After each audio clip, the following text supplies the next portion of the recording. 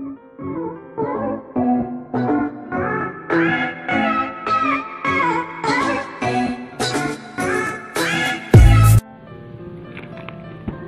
had discussed railways, pipelines in our previous video.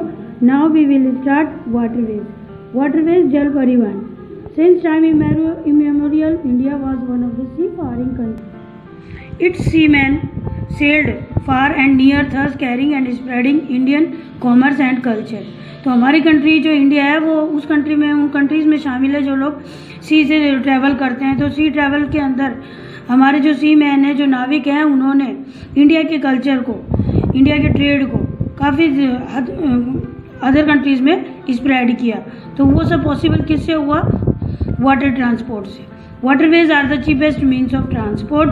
Waterways सबसे cheapest है, सबसे सस्ता साधन है ट्रांसपोर्ट का। They are most suitable for carrying heavy and bulky goods. मैंने आपको पहले भी क्लास में भी बताया था कि ये जो वाटर ट्रांसपोर्ट है वो हैवी और बल्की गुड्स के लिए बहुत ही अच्छा है। बल्की गुड्स होते हैं जो वजनी होते हैं, भारी होते हैं, तो बेस्ट सुटेबल है heavy and bulky goods. It is a fuel efficient and environment friendly. तो हमारा जो वाटर ट्रांसपोर्ट है फ्यूल एफिशिएंट है, इन्वायरमेंट फ्रेंडली, हमारे इन्वायरमेंट को इससे कोई नुकसान नहीं है। Environment friendly mode of transport. India has inland navigation waterways. तो हमारे कंट्री के अंदर जो लैंड का जो नेविगेशन है, लैंड के अंदर, वो इनलैंड नेविगेशन है जो लैंड के अंदर होता है। तो वो वाटरवेज का जो लेंथ है वो है 14,500 किलोमीटर। तो इंडिया का इनलैंड नेविगेशन जो है उसका लेंथ कितना है, कितना किलोमीटर है? 14,500 kilometre. Out of this only 5,685 kilometre are navigable by mechanised vehicles. तो जो मशीनीकृत जो नौकाएं हैं, जो वो सारी आपकी कितनी जो चल रही है वो है कि only 5,685। The following waterways have been declared as the national waterways by the government. तो कुछ वाटरवेज हमारे जो है नेशनल वाटरवेज डिक्लेयर किए गए हैं गवर्नमेंट में।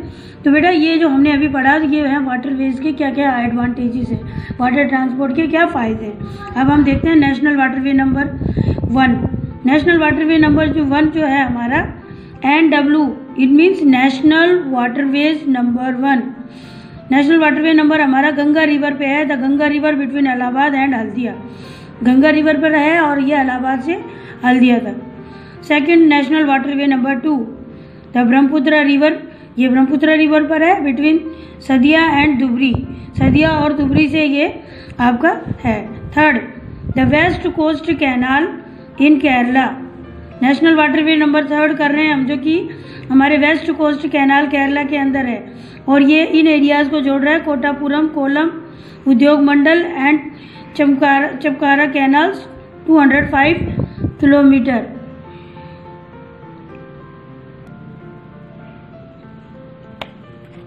Specified stretches of Godavari and Krishna rivers along with Kakinada, Puducherry stretches of canal। तो जहाँ पर हमारा जो नेशनल वाटरवे नंबर है वो गोदावरी और कृष्णा रिवर की स्ट्रेचेस पे फैला हुआ है, ठीक है। और ये किसके साथ में ऐड हो रहा है? काकीनाडा और पुदुचेरी से। तो ये कैनाल्स पे बनाया हुआ है ये दोनों ही। Specified stretches of the river Brahmani along with Matai river, delta channels of Mahanadi and Brahmani river and east coast canal, national waterway number 5। तो आपने देखा यहाँ पर नेशनल वाटरवे नंबर 5 का जो टोटल किलोमीटर में जो है डिस्टेंस वो है 588 किलोमीटर। ये दोनों ही हमारे साउथ के हैं, ठीक है। महानदी रिवर पे बनाया गया है ये हमारा। There are some other inland waterways on which the substantial transportation take place. इसके अलावा भी कुछ और भी हमारे वो इनलैंड वाटरवेज हैं जहाँ पर ट्रांसपोर्ट हो रहा है, जैसे कि these are Mandovi, Zuari, Cumberjua, Sundarbans, Barak, backwaters of Kerala and tidal stretches of some other river. तो इन ये जो फॉलोइंग जो रिवर्स हैं यहाँ पर भी आपको इनलैंड और नेविगेशन देखने को मिलेगा। Apart from this India trade with foreign countries is carried from the ports located along the coast. तो अब हम सबसे मोस्ट इम्पॉर्टेंट बात करने जा रहे हैं कि इंडिया का जो ट्रेड है वो जो फॉरेन कंट्री से किया जा रहा है वो ज़्यादा दर किससे कैरिड होता है? पोर्ट से। पोर्ट से कैरिड हो रहा है हमारा, यानी सी पोर्ट। पोर्ट कहाँ लोकेट होगा आपका? सी पर। और 95% of the country trade volume is moved by sea. तो कंट्री का 95% जो ट्रेड वॉल्यूम है वो हमारा सी से कैरिड हो रहा है। तो जितने भी हमारे कोस्ट जो सी के पास जो भी हमारे इम्पोर्टेंट पोर्ट्स हैं उन सभी मेजर पोर्ट्स पर ये हो रहा है। First of all we have to look at the map of the India. Start कर। कांडला गुजरात, यहाँ पर आपको दिख रहा है major port sea port. First of all Kandla Gujarat में है। ये जितने भी हमारे पोर्ट्स हैं वो सारे कोस्टल एरियाज़ के पास होंगे। फिर उसके बाद है मुंबई, मुंबई भी हमारा सी पोर्ट है। फिर है गोवा के अंदर मारामगांव, ठीक है। सिर्फ हमें कोस्टल एरियाज़ के पास रहना है। सी पोर्ट आपको कोस्टल एरियाज़ के पास रहना है, कहीं पे अंदर जाने की जरूरत ही नहीं है। न्यू मंगलोर कर्नाटक के अंदर, फिर उसके बाद कोची केरल में। फिर नेक्स्ट हमारा सी पोर्ट है तूतीकोरन तमिलनाडु, फिर हमारा चेन्नई ये भी तमिलनाडु का है। फिर विशाखापट्टनम आंध्र प्रदेश का, फिर पारादीप और लास्ट में हमारा ये आ गया कोलकाता एंड हल्दिया। ये दो मेजर सी पोर्ट है हमारे वेस्ट बंगाल के अंदर, ठीक है, Haldia and Kolkata. Let's start the major sea ports with a long coast line of 7,516.6 km. India is dotted with 12 major and 187 notified non-major ports. तो हमारी सबसे जब आपको पता है कि हमारी जो कोस्टल जो टोटल बाउंड्री है वो कितनी है, कितने किलोमीटर है, 7,516.6 किलोमीटर। ये हमारी तटीय रेखा है इंडिया की और इसके अंदर हमारे बड़े 12 मेजर पोर्ट्स हैं और माइनर पोर्ट्स भी, कुछ नॉन मेजर पोर्ट्स भी आइडेंटिफाइड किए हैं 187। These major port handle 95% of India's foreign trade. तो ये सभी जितने भी पोर्ट्स अभी हमने पढ़ रहे हैं इन्हीं में 95% इंडिया का फॉरेन ट्रेड हैंडल किया जा रहा है। कांडला, कांडला इन Kutch was the first port developed soon after independence to ease the volume of trade on the Mumbai port. अब ये कांडला जो पोर्ट है ये हमने देखा था गुजरात के अंदर कच्छ में है। तो कच्छ के अंदर जो ये पोर्ट है यहाँ पर जो क्या हुआ था कि आफ्टर इंडिपेंडेंस और पार्टीशन जो इंडिया का जो मेजर जो पोर्ट था कराची वो तो पाकिस्तान में चला गया, ठीक है। और सारा जितना भी जो ट्रेड का जो बर्डन था वो मुंबई पोर्ट पे आ गया था। मुंबई पोर्ट पे आने की वजह से बर्डन जो था वो इतना ज़्यादा था कि गवर्नमेंट को लगा कि हमें ये रिड्यूस करना पड़ेगा, इसीलिए एक नया पोर्ट हमने डेवलप्ड किया आफ्टर इंडिपेंडेंस, कांडला, ठीक है। तो अब आपको समझ आया कि ये हमारा आफ्टर इंडिपेंडेंस कौन सा पोर्ट डेवलप्ड हुआ, कांडला। और ये क्यों डेवलप्ड हुआ, ताकि जो वॉल्यूम ऑफ ट्रेड है मुंबई पोर्ट पे जो बर्डन है उसको कम किया जाए। In the wake of loss of Karachi port to Pakistan after the partition. Kandla किस टाइप का पोर्ट है, देखो बेटे डिफरेंट टाइप्स के पोर्ट हैं यहाँ पर एंड वो किस किस टाइप के हैं वो हमें करना है। कांडला एक टाइडल पोर्ट है। It cater to the convenient handling of export and import of highly productive granary and industrial belt. तो ये जो है हमारा एक्सपोर्ट इम्पोर्ट हैंडल कर रहा है और साथ में इंडस्ट्रियल बेल्ट के लिए भी बहुत इम्पोर्टेंट है। और इसके नेक्स्ट इम्पोर्टेंट हमारा इंडस्ट्रियल बेल्ट जो है stretching across the states of Jammu and Kashmir, Himachal Pradesh, Punjab, Haryana, Rajasthan.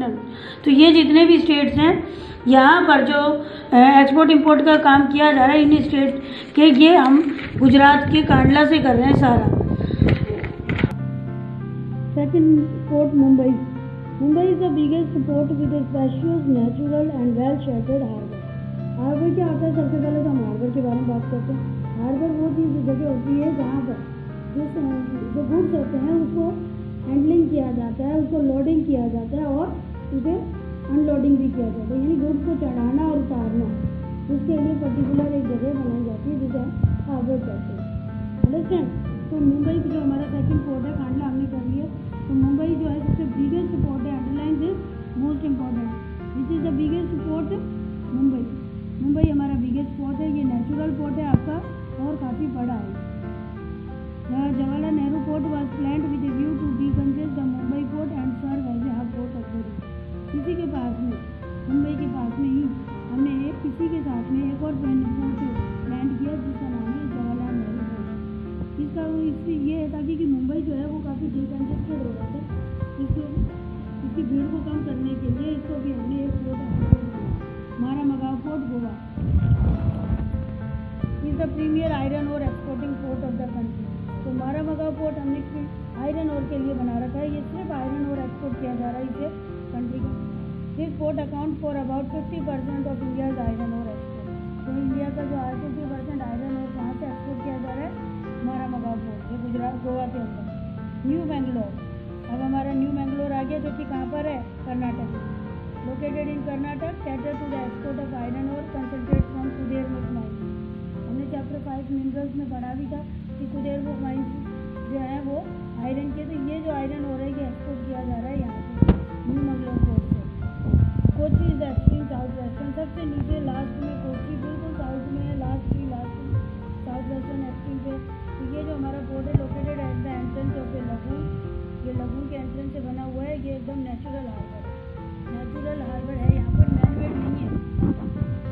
Moving along the east coast, अब हम आ जाते हैं ईस्ट कोस्ट की तरफ। बेटा ये जो हमारे जो अरेबियन सी के जो पोर्ट्स हैं ये सारे वेस्ट कोस्ट की तरफ हैं, और जो हमारे बे ऑफ बंगाल की तरफ जो पोर्ट्स हैं वो सारे हमारे ईस्ट कोस्ट की तरफ हैं। You would see the extreme south western port of Tuticorin in Tamil Nadu.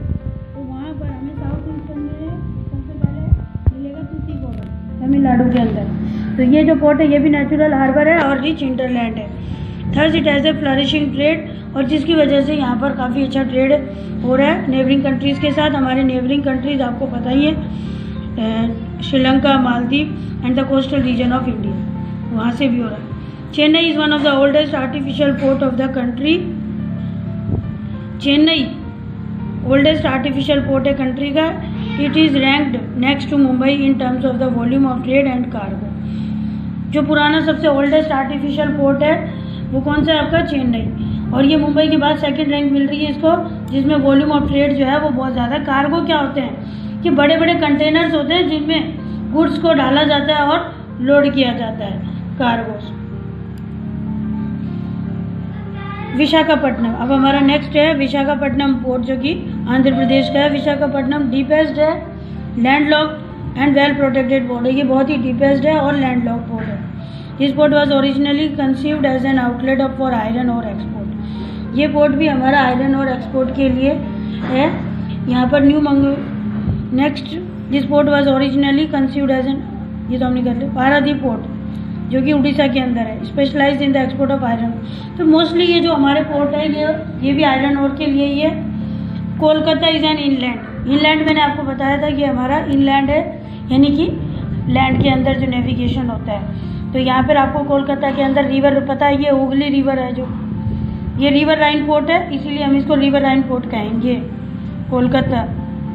This port is serve a very large and rich hinterland of Ganga Brahmaputra basin.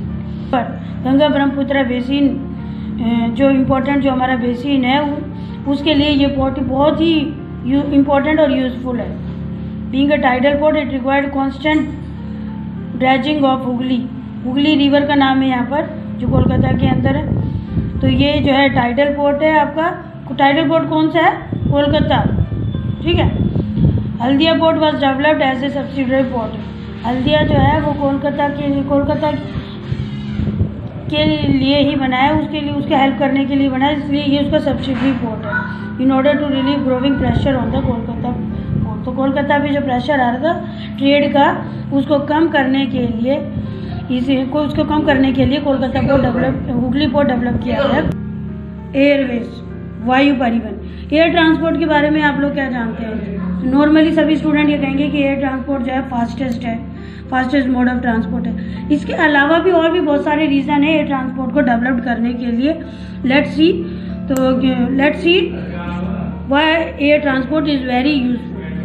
तो air travel today is the fastest mode, comfortable, prestigious mode of transport. Air transport fastest है, comfortable भी है और prestigious भी है, luxury जिसे हम कहते हैं उसमें आता है।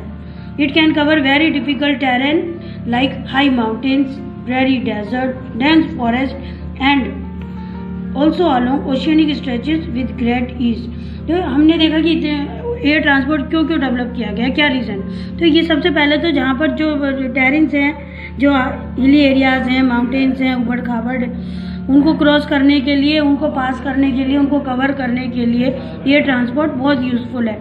डेजर्ट्स को, फॉरेस्ट को, ठीक है, इसी तरीके से ओशियन को, इन सबको अगर कवर करना है, इन सबको हमें पास करना है तो हम एयर ट्रांसपोर्ट का यूज़ कर सकते हैं। Think of the north eastern part of the country marked with the presence of big river, deserted, relief, dense forest and frequent floods and international frontier except। तो यहाँ पर ये कह रहा है कि नॉर्थ ईस्ट पार्ट के बारे में सोचिए, जहाँ पर तो बड़ी बड़ी रिवर्स हैं। डिजेक्टेड रिलीफ का मतलब है जो कटा हुआ जो एरिया होता है, बीच में जैसे खाई वगैरह आ जाती है, और घना जंगल है। फ्रैक्वेंट फ्लड आती रहती है वहाँ पर, आपको पता है ब्रह्मपुत्र रिवर की वजह से कितनी फ्लड आती है आसाम वगैरह में। और इंटरनेशनल फ्रंटियर, क्योंकि वहाँ पर इंटरनेशनल बाउंड्रीज भी बन रही हैं, इधर चाइना से, म्यांमार से, बांग्लादेश, यहाँ पर इन सब चीज़ों के बारे में अगर हम सोचें तो नॉर्थ ईस्टर्न के लिए कौन सा ट्रांसपोर्ट आपको बेस्ट लगेगा, इन चीज़ों को कौन कवर कर सकता है, तो वो कर सकता है आपका air transport. Air travel has made access easier, तो वो जो ट्रांसपोर्ट है वो एयर ट्रैवल ईजियर कर सकता है। यहाँ एक क्वेश्चन भी दे रखा है हमें, why is air travel preferred in the north eastern state. तो एयर ट्रैवल क्यों प्रेफर्ड किया गया है नॉर्थ ईस्टर्न स्टेट्स में, तो इसका रीज़न यही है कि भाई वहाँ पर एक तो सबसे पहले बिग रिवर को इजीली हम पास कर सकते हैं, फॉरेस्ट, डेंस फॉरेस्ट को पास कर सकते हैं, डिजेक्टेड रिलीफ जो प्रॉब्लम है उसका भी सॉल्यूशन एयर ट्रांसपोर्ट है। तो ये सारे रीज़न भी हम नॉर्थ ईस्ट में ऐड कर सकते हैं कि भाई इनकी वजह से, इन चीज़ों की वजह से नॉर्थ ईस्ट में एयर ट्रैवल होना चाहिए। एयर ट्रांसपोर्ट वॉज नेशनलाइज्ड इन 1953। तो हमारा जो एयर ट्रांसपोर्ट था इसका राष्ट्रीयकरण नेशनलाइज कब किया गया? 1953 में। ऑन द ऑपरेशनल साइड पे इंडियन एयरलाइंस अलायंस एयर है, जो कि ऑपरेशन अलग अलग ऑपरेशन नहीं होते, जैसे अचानक से फ्लड आ गई, अर्थक्वेक आ गया, तो उस समय जो ऑपरेशनल साइड पे वर्क करेंगे इंडियन एयरलाइंस अलायंस एयर, ये सारे हमारे ऑपरेशनल साइड पे काम कर रही है। प्राइवेट शेड्यूल्ड एयरलाइंस भी हमारे कंट्री में, नॉन शेड्यूल्ड भी है। तो जो नेशनलाइज्ड हमारा जो एयर ट्रांसपोर्ट है उसका नाम है इंडियन एयरलाइंस और अलायंस एयर। ये अलायंस एयर इंडियन एयरलाइंस का ही सब्सिडरी है, ये दोनों ही आपके नेशनलाइज्ड है, यानी गवर्नमेंट के अंडर में काम कर रहे हैं। ये पब्लिक ट्रांसपोर्ट में आ रहा है, प्राइवेट नहीं है ये। Non scheduled operators provide domestic air service. तो कुछ प्राइवेट हमारे और कुछ नॉन शेड्यूल्ड हैं जो कि हमें डोमेस्टिक एयर सर्विसेज प्रोवाइड करते हैं। Air India provide international air services. अब हमें अगर इंटरनेशनल एयर सर्विस क्या होती है? जब आपको एक कंट्री से दूसरे कंट्री में जाना है, सपोज इंडिया से आपको अमेरिका जाना है, तो आउटसाइड द कंट्री जो भी एयर ट्रांसपोर्ट प्रोवाइड हो रहा है वो कौन प्रोवाइड कर रहा है? Air India. कौन कर रहा है? एयर इंडिया, जो कि इंटरनेशनल एयर सर्विस प्रोवाइड कर रहा है। Pawan Hans helicopters limited provide helicopter services to oil and natural gas corporation in its offshore operations. तो इंडिया के अंदर जो पवन हंस हेलीकॉप्टर है वो आपको हेलीकॉप्टर सर्विस प्रोवाइड करता है ऑयल और नेचुरल गैस कॉर्पोरेशन को ऑफशोर ऑपरेशन करने में। ऑफशोर आपको पता ही है जो कि डीप सी के अंदर किया जाता है। To inaccessible areas and difficult terrains like north eastern states and interior part of Jammu and Kashmir. इसके अलावा जो पवन हंस हेलीकॉप्टर है वो अपनी सर्विसेज ऑयल के लिए तो दे ही रहा है, साथ में ऐसे एरियाज में जहाँ पे पहुँचना डिफिकल्ट है, इनएक्सेसिबल जहाँ पे पहुँचना डिफिकल्ट है, और difficult terrains like north east के स्टेट जो कि आपकी हिली ऊंचाई पे हैं, हिली एरियाज हैं, वहाँ पर उस पर भी हेलीकॉप्टर प्रोवाइड करता है, हेलीकॉप्टर सर्विस। और साथ में जम्मू एंड कश्मीर के ऐसे एरियाज जहाँ पर हम थ्रो एयर ट्रांसपोर्ट से पहुँच सकते हैं, हिमाचल प्रदेश, उत्तराखंड, ये सारे हमारे हिली एरियाज हैं जहाँ पर हम हेलीकॉप्टर, पवन हंस हेलीकॉप्टर की हेल्प से वहाँ जा सकते हैं। Indian airlines operation also extend to the neighbouring countries of south and south east Asia and middle east. तो हमारा जो इंडियन एयरलाइंस ऑपरेशन है वो कई बार नेबरिंग कंट्रीज, हमारी जो नेबरिंग कंट्रीज हैं वहाँ तक उनकी हेल्प के लिए भी काम करता है, जैसे कि साउथ में और साउथ ईस्ट एशिया और मिडिल ईस्ट में। Air travel is not with in the reach of the common people. कुछ प्रॉब्लम्स एयर ट्रांसपोर्ट से रिलेटेड है, जैसे कि सबसे पहले हर कोई एयर ट्रांसपोर्ट यूज़ नहीं कर पाता, पुअर पीपल्स खासतौर से एफर्ट नहीं कर पाते क्योंकि ये बहुत ही ज़्यादा एक्सपेंसिव होता है। समझ गए? एयर ट्रांसपोर्ट क्यों नहीं है रीच ऑफ कॉमन पीपल? क्योंकि ये बहुत ज़्यादा एक्सपेंसिव है। It is only in the northeastern state that special provision are made to extend the services to the common people. हमारे इंडिया में ये एक यही जो नॉर्थ ईस्टर्न स्टेट्स हैं जहाँ पर कॉमन पीपल जो है एयर ट्रांसपोर्ट को यूज़ कर सकते हैं। इसके रीज़न हमने देखे थे कि नॉर्थ ईस्टर्न स्टेट में क्या क्या प्रॉब्लम्स हैं। दैट्स वाई हमारे यहाँ पर इनके ये प्रोविजंस हमने कॉमन पीपल के लिए कर रखे ताकि वो एयर ट्रांसपोर्ट का यूज़ कर सके डिफरेंट हमारे जो अलग अलग पार्ट्स है कंट्री में वहाँ पे पहुँचने के लिए। Thank you. Let's see the map of the India. In this map we discuss about we see the international airports. International airports हैं, यहाँ पर कुछ इंपॉर्टेंट एयरपोर्ट्स हैं हमारे कंट्री में जिन्हें हमें इंटरनेशनल एयरपोर्ट कहते हैं। मैंने बताया इंटरनेशनल एयरपोर्ट क्या होता है। जब आपको किसी अदर कंट्रीज़ में जाना है तो ये इंटरनेशनल एयरपोर्ट हमने एक तो पंजाब के अंदर अमृतसर में, अमृतसर के अंदर राजा सांची इंटरनेशनल एयरपोर्ट है। फिर उसके बाद हमारा दिल्ली के अंदर Indira Gandhi international airport. Next उसके बाद में आ जाइए इधर वेस्ट बंगाल में जिसका नाम है आपका इंटरनेशनल एयरपोर्ट को नेताजी सुभाष चंद्र बोस। ठीक है, ये नेताजी सुभाष चंद्र बोस हमारा इंटरनेशनल एयरपोर्ट है कोलकाता के अंदर। उसके बाद मुंबई में छत्रपति शिवाजी, बहुत ही फेमस है, इसको तो सभी जानते होंगे आप लोग, तो इंटरनेशनल एयरपोर्ट। उसके बाद एक और हमारा एयरपोर्ट है हैदराबाद के अंदर, ठीक है, और इसका नाम अब हो गया Rajiv Gandhi international airport. Understand.